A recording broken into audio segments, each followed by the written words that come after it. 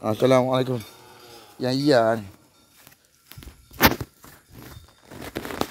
Ya kompor lipat ni. Pasal iya ni 15 bulan 11 2025. Kejadian yang lepas. Hari ni 24 jam Idul Awal 14.43 Hijrah. Pasal satu. Barang dia dengan Man Kodi. Aman Kodi. Aman Kodi ni dia mengaku dia Aman Kodi lah. Aman Kodi ni sebenarnya budak Negeri Sembilan. Abang Aman ni budak Arman. Aman nama dia. Aman Kodi ni memang nama ayah dia.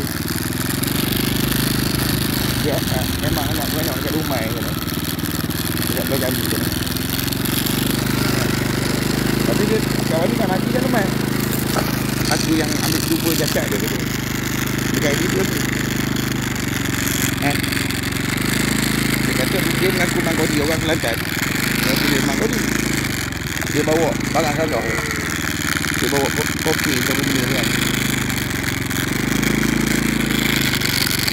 Dia bawa kopi, dia bawa apa tu kan.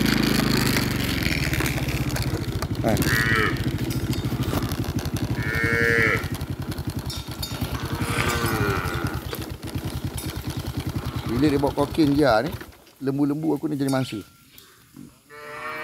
Mangsa keadaan. Kita nak minta polis buka balik kertas siasatan ni.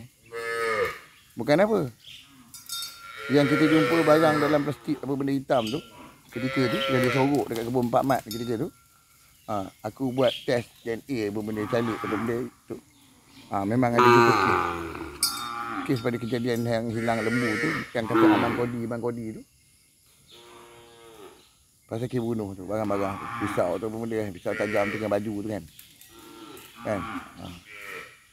Yang kata gambar CCTV tu kan. Sama je. Cat jari tu cat jari dia. Okey. Kita buat baliklah cara terbuka. Kata hari tu kata bohong-bohong nak nanya ke dia. Okey. Sampai dia curi baju custom aku. Daripada Jusasi tu kan, ke custom tu kan. Tolong semok balik ni, minta kerajaan Malaysia semok balik custom tu Jusasi. Pergi ke custom dengan immigration tu. Program untuk GST. GST tu sangat-sangat berkesan kepada kerajaan Malaysia. Kita tak ada impact. Impact macam mana? Impact pada kesan kejatuhan mata wang itu. Tak ada impact.